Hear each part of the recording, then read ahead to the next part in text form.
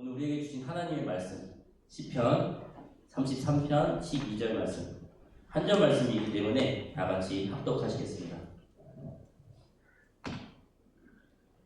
합독하겠습니다. 시작. 여호와를 자기의 하나님으로 삼은 나라 곧 하나님의 기업으로 선택된 백성은 복이 있도다. 아멘.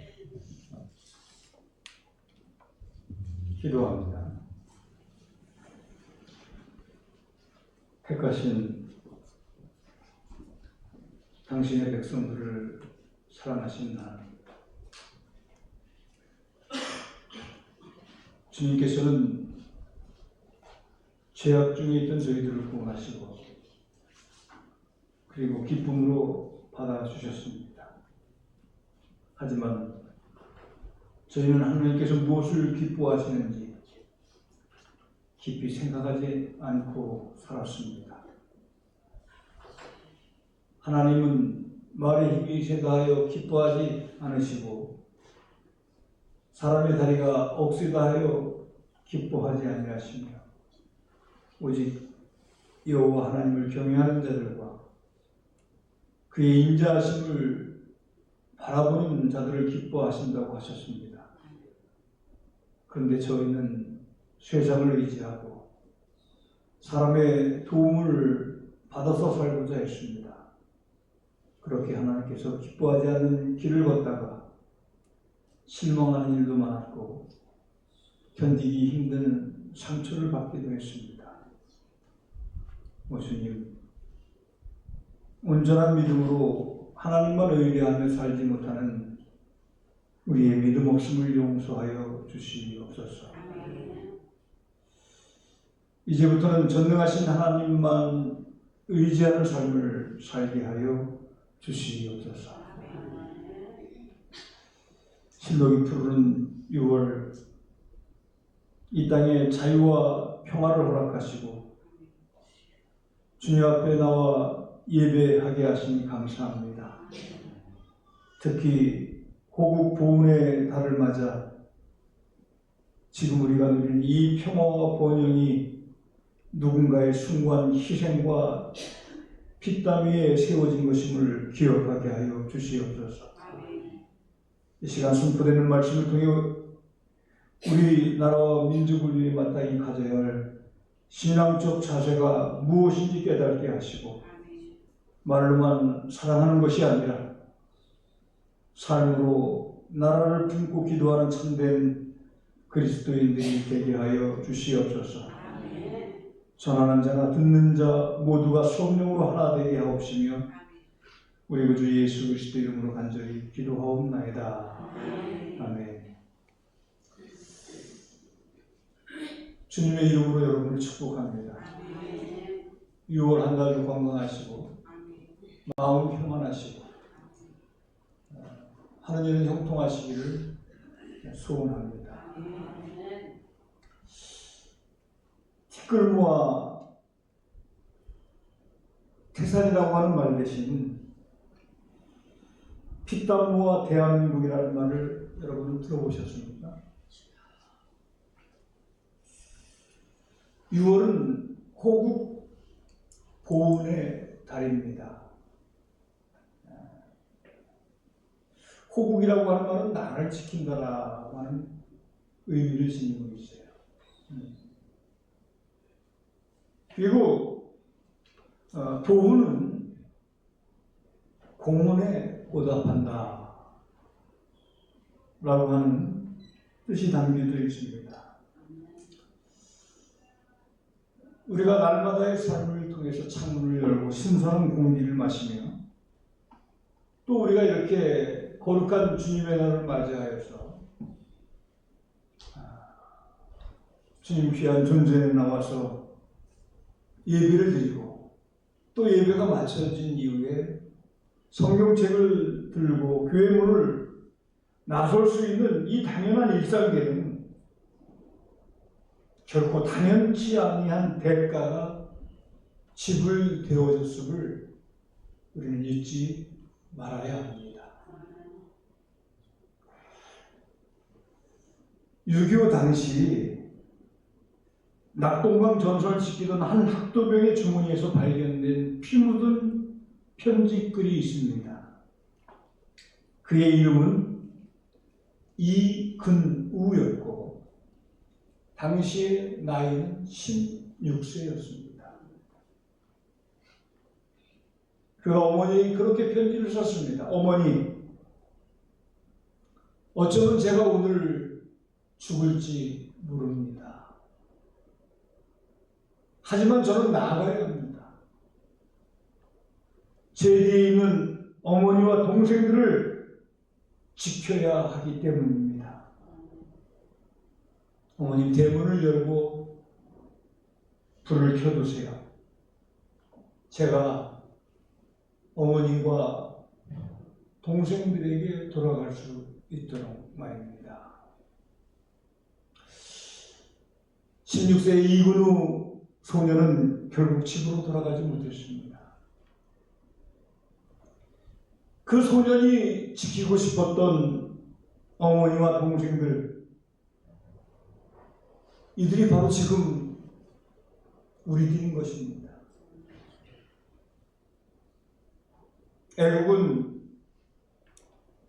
애국의 시작은 거창한 구호가 아닙니다. 바로 이분들의 희생을 기억하는 것이다라는 것이죠. 국자는 그렇게 이야기했습니다. 기억하지 않는 역사는 미래가 없고 감사하지 않는 백성에게는 하나님의 축복이 머물지 않습니다. 오늘 우리는 신앙인으로서 오늘 이 날을 어떻게 살아가고 또 지켜 나아가야 할지를 말씀을 통해서 함께 나누고자 합니다. 할렐루야. 그래서 오늘은 그리스도인들이 나라를 사랑하는 세 가지의 방법을 제가 여러분에게 말씀을 드리고자 합니다. 세 가지의 방법.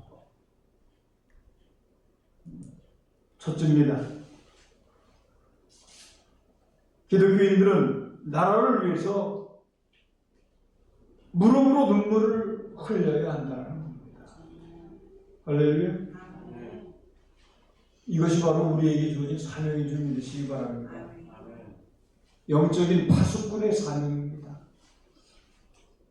여러분들 이 나라의 민족을 가슴에 끌어안고 여러분이 무릎을 꿇고 많이 눈물을 흘릴수록 이 나라는 잘 되어질 줄 믿으시길 바랍니다. 나라를 사랑하는 가장 강력한 무기는 총칼이 아니라 성도의 기도라는 사실을 이야기하고 있는 겁니다. 믿습니까? 성경의 위대한 지도자들은 모두 나라를 위해서 목숨을 걸고 기도했던 사람들이었습니다.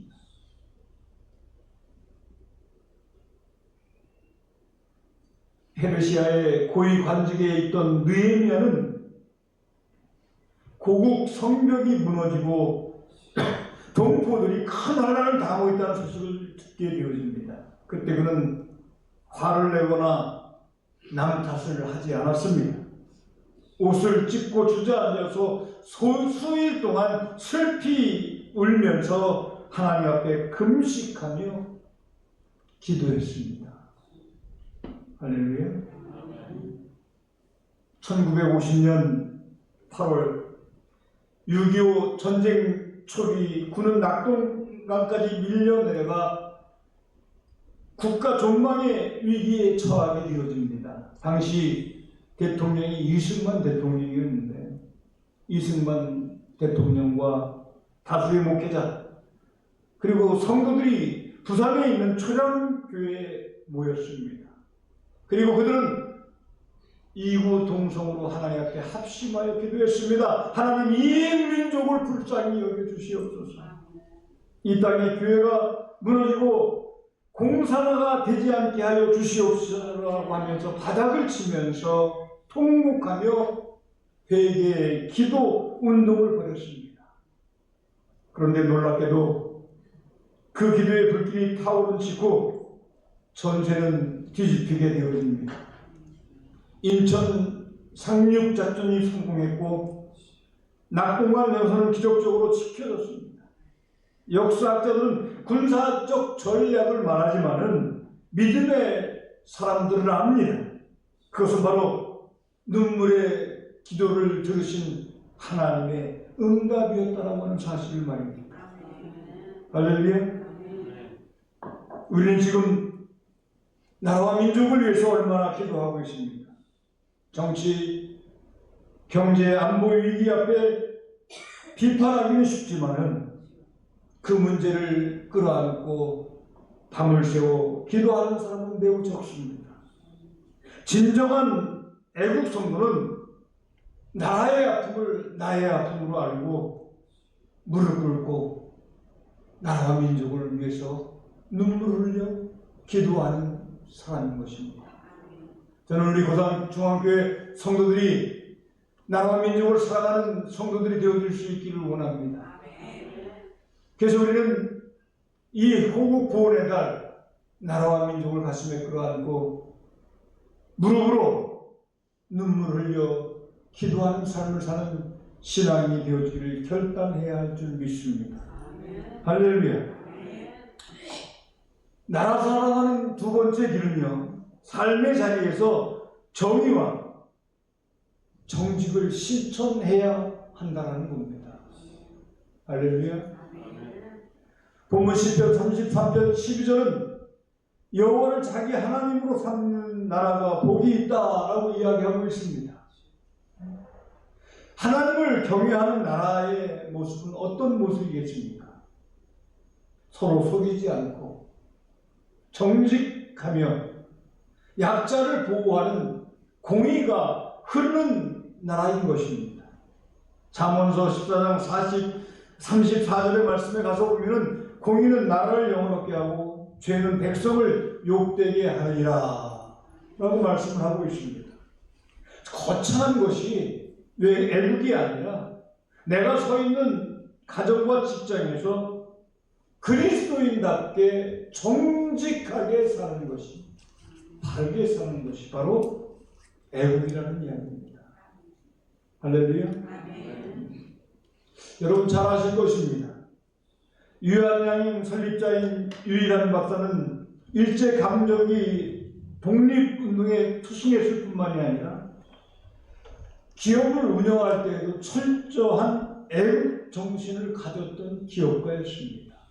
탈세를 단 1원도 하지 않고 국가의 세금을 바르게 내는 것이 기업의 가장 큰 애국이다 라면서 모든 장부를 투명하게 공개했던 기업인입니다.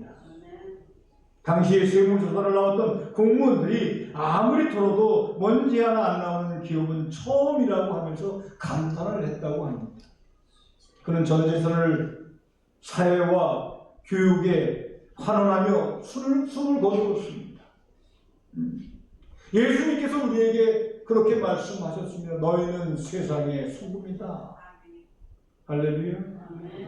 소금이 녹아 맛을 내듯 우리가 세상 속에서 정직한 납세, 법질서 준수, 이웃을 향한 배려를 실천할 때 대한민국은 무너지지 아니한 건강한 나라가 될 수 있는 줄을 믿으시길 바랍니다.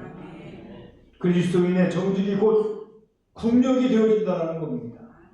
꼭 기억하시고 여러분이 나라를 사랑한다고 한다면 정직하게 사시길 바랍니다. 할렐루야. 정의롭게 사시기를 바랍니다. 그것이 바로 애국하는 길이라는 사실을 우리에게 교훈해 주고 있습니다. 세 번째입니다. 애국하는 길은 피로 산 자유를 건강하게 지키고 나누는 자들이 되어야 한다는 것입니다. 우리가 가진 자유는 공짜가 아니라는 얘기입니다. 여러분이 누리고 있는 현재의 이 삶은 공짜가 아니라는 겁니다. 누군가의 목숨값으로 얻은 것이라는 겁니다. 갈라디아서 5장 13절은 형제들아 너희가 자유를 위하여 부르심을 입었으나 그러나 그 자유로 육체의 기회를 삼지 말고 오직 사랑으로 서로 종로로 타라라고 경고를 합니다. 방종은 자유를 파괴합니다. 오늘날 이 땅은 갈등과 분열, 세대, 지역, 계층 간의 갈등으로 몸살을 앓고 있습니다. 피로 지켜낸 이 나라를 우리 세대가 분열로 망가뜨린다면 우리는 바로 후손들에게 죄를 짓는 자가 되어지고 마는 겁니다.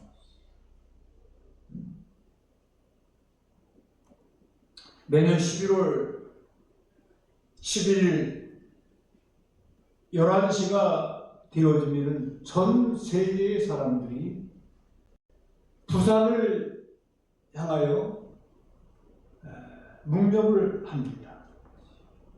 1분간을 묵념을 하는데 왜 그들이 부산을 향하여 묵념을 하는가 하면 부산 유엔기념공원에 묻혀있는 6.25 참전 유엔군 용사들을 추모하는 행사이기 때문에 그렇습니다.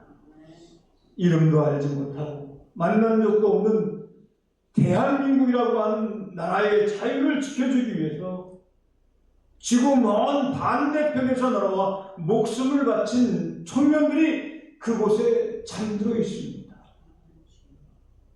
그들의 목숨이 바쳐 선물한 자유를 지금 우리는 어떻게 쓰고 있느냐라고 하는 질문을 우리에게 스스로 던져보아야 합니다. 혹시나 이 자유를 허튼 데 쓰고 있지 않습니까? 서로를 미워하고 당짓는데 이 자유를 쓰고 있지는 않습니까? 아닙니다. 우리는 이 자유를 가지고 소외된 이웃을 돌보고 갈라진 민족의 평화적인 복음 통일을 준비하며 세계 열방에 복음을 전하는 선교적 제사장 나라로 나아가야 하는 것입니다. 할렐루야. 그것이 그들의 희생에 보답하는 길인 것입니다. 결론을 짓겠습니다. 사랑하는 성도 여러분, 대한민국은 하나님의 특별한 은혜를 입은 나라입니다. 140여 년 전 어두운 땅에 복음의 빛이 들어온 이래로 수많은 신앙 선배들이 나라와 그 나라의 독립과 그리고 번영을 위해서 피와 땀을 흘렸습니다. 이번 6월 한 달 동안 그리고 평생의 삶 동안 나라를 위한 기도의 끈을 놓지 아니하는 고산중앙교회 성도들이 다 되어질 수 있기를 축원합니다. 그리고 내가 있는 곳이 정녕 살기 좋은 그러한 곳이 되어지기 위해서 정직과 정의를 실현해 나가는 빛과 소금의 역할을 감당하는 삶을 살아가는 신앙인들이 되어질 수 있기를 바랍니다. 그리하여 우리 대한민국이 하나님 보시기에 진정 복된 나라, 하나님의 기업으로 선택된 거룩한 백성들이 다 되어질 수 있기를 주님의 이름으로 간절히 축원합니다. 축원합니다. 기도합니다. 역사의 주관자이신 하나님 아버지, 오늘 선포된 말씀을 통해 이 나라 이 민족을 향한 하나님의 사랑과 우리가 감당해야 할 영적 사명을 깨닫게 하시니 감사합니다. 이 땅의 자유와 평화를 위해 아낌없이 목숨을 바쳤던 순국선열과 호국 영령들의 고귀한 희생을 결코 잊지 않게 하여 주시옵소서. 여전히 슬픔과 아픔 속에 있는 유가족들을 위로하여 주시고 그들의 헌신이 헛되지 않도록 우리가 이 나라를 더욱 소중히 가꾸게 하여 주시옵소서. 지도자들에게는 하나님을 두려워하고 백성을 사랑하는 지혜를 주시고 온 백성들이 분열과 갈등을 넘어 하나 되게 하옵소서. 무엇보다도 우리 그리스도인들이 영적 파수꾼이 되어 이 민족을 위해 눈물로 기도하게 하시고 세상 속에서 정직과 공의를 행함으로 이 땅에 하나님 나라가 임하게 하여 주시옵소서. 우리 대한민국을 지켜주시고 마지막 때에 온 세계에 복음을 전하는 제사장 나라로 삼아주실 것을 믿사오며 우리를 죄에서 자유케 하신 우리 구주 예수 그리스도 이름으로 간절히 기도하옵나이다. 아멘.